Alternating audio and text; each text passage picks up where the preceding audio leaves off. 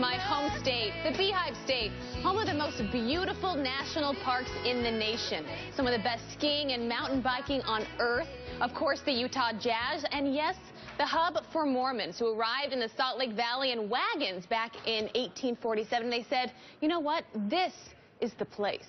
And who can blame them? If you've ever been out to Utah, you know exactly what I mean. There is no place like it. And of course, it's also known to have some pretty cool politicians. So as a hometown Utah girl, I pay close attention to the politicians that represent the state that I grew up in. Lately, one in particular has been getting a lot of attention. Senator Mike Lee. Now, Lee swept into office during the Tea Party revolution of 2010. To win his seat, he defeated longtime conservative Senator Bob Bennett. You guessed it, by being even more conservative. Now, the Huntsmans have been in Utah politics for a long time, and none of us considered Bennett a liberal. But Lee's post-election message was still somewhat reassuring, even to Utahns that maybe weren't as conservative as him before officially making the move to Washington. This is what he had to say. The term flamethrower is not something I would say is self-descriptive when it comes to me. That's not really my personality to be a flamethrower.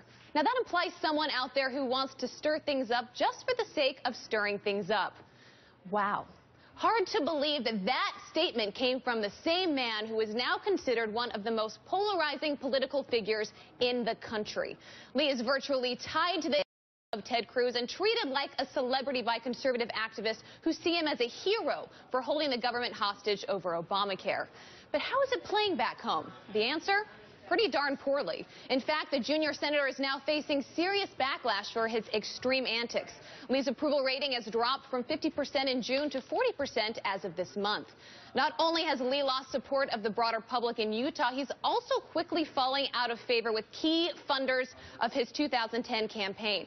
Scott Anderson, the president of a prominent Utah bank who raised money for Lee, said, quote, if things are to happen, you can't just stick to your principles. You have to make things work. You've got to be practical. And then there's Utah native Spencer Zwick. Do you remember that name? Zwick was the finance chairman for Mitt Romney's 2012 campaign. He has branded Lee a show horse and has vowed to campaign against the senator, saying, quote, business leaders that I talked to, many of whom supported Lee, would never support his re-election and, in fact, will work against him, including myself. Okay, I've got some insider Utah politics for you. Ooh. I hear Mitt Romney's son, Josh Romney, has been looking for an opening to run for office in Utah.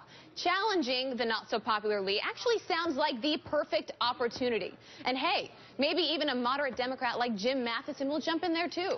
One thing is for sure, Utahns have gotten less than they bargained for with Senator Mike Lee. He wasn't the consensus choice. He was just a creature of the conservative movement. So, Mr. Lee, it's been fun.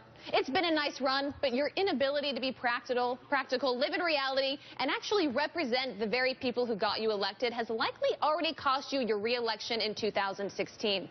Raising outside money cannot save you, and attempting to maybe change your tune, that can't save you either. Because if there's one thing I know about Utahns, they like problem solvers. They like authenticity, and they like loyalty. And we're not talking about loyalty to the junior senator from Texas.